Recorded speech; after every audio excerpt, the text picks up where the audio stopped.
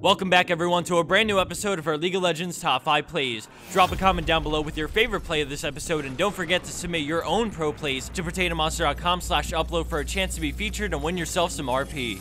Without further ado, we're going to get into our number 5 play with a Volibear that perhaps is the most fitting name for his champion, I Flip Desks. At the start, we see the enemy team pushing to take mid tower when all of a sudden Morgana lands a Dark Binding on the enemy AD carry and Volibear springs into action. He dives straight after her, flipping her over on contact as he pops his ultimate, dealing nice AoE damage as Janna monsoons everyone away but him, and he scoops up the kill on Ashe, followed by the chomp on Janna for the double. Morgana lands her Q and he anticipates the flash right after, so as it ends, he rolling thunders to flip him way back, granting him the triple. As Morgana backs off, he pursues onto Ahri, bringing her low, and then the friendly Wukong jumps onto her with his ultimate as she misses her flash, but the flash from Wukong would have been death either way, but this way he grabs the quad. Staying true to his name and nature, he flips Nasus back, guaranteeing the kill with the final frenzy for the well-played pentakill on Volibear.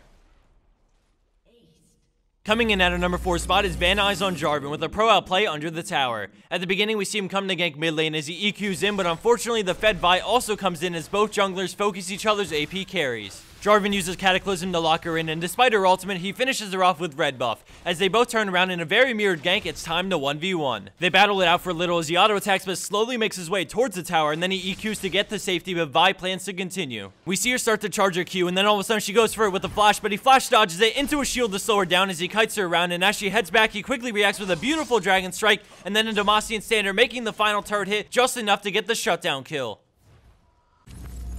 Scoring in at third place is Vaxar and Morgana, and we start right in the heart of this battle. She drops really low but perfectly flashes the Vi as Fiddlesticks comes in with his ultimate and she escapes into the jungle, getting hit by Ezreal's ult and dropping so low. After they kill Fiddlesticks, they swap to her. She lands a Dark Binding into Tormented Soil on Singed and then pieces out towards top lane. Kennen eats the catch up, but she spell shields the Shuriken toss, and then Zanya's the auto attack while waiting for help. Irelia jumps on Kennen, bringing her low enough so that she can Dark Binding for the kill, healing off her passive and continuing to chug potions as Singed and Vi close in on her. All of a sudden, she turns with an Ignite auto attack as she keeps cutting back and grabs the kill. She drops so incredibly low, but turns with her W to spell vamp a little and then Dark Bindings to keep her alive as she runs back to the tower and grabs the triple. Great use of her passive, good kiting, and quick reactions earns this play the number 3 spot. Man, I'm glad that's over. That was so close. Oh wait, Sona comes out of nowhere, but a beautiful Dark Binding roots her and heals for plus 92, just barely keeping her alive through the crescendo for the 4th kill in this intense play.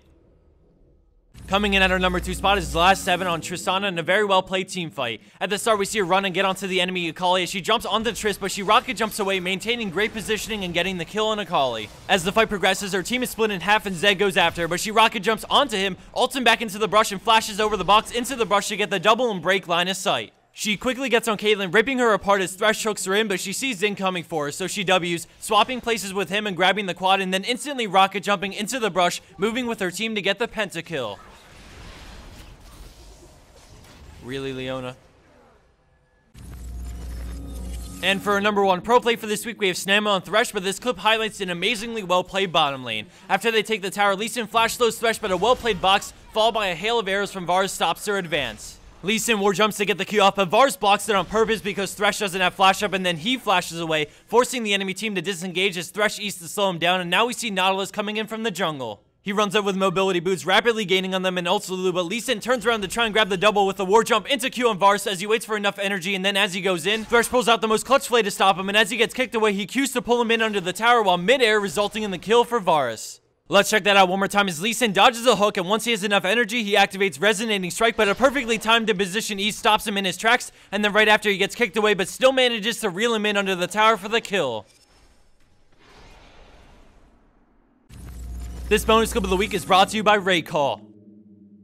Communication is always vital when competing in tournaments. Winning a match requires perfect coordination. You cannot win by yourself. Raid Call. Communication for winners. We have Rashad Osama playing a champion you don't see as much anymore, doing something you really never even see happen on this champion. Thanks for watching, everyone. I hope you liked this episode, and don't forget to drop a comment down below letting me know which was your favorite clip. Take care, everyone, and have a wonderful week.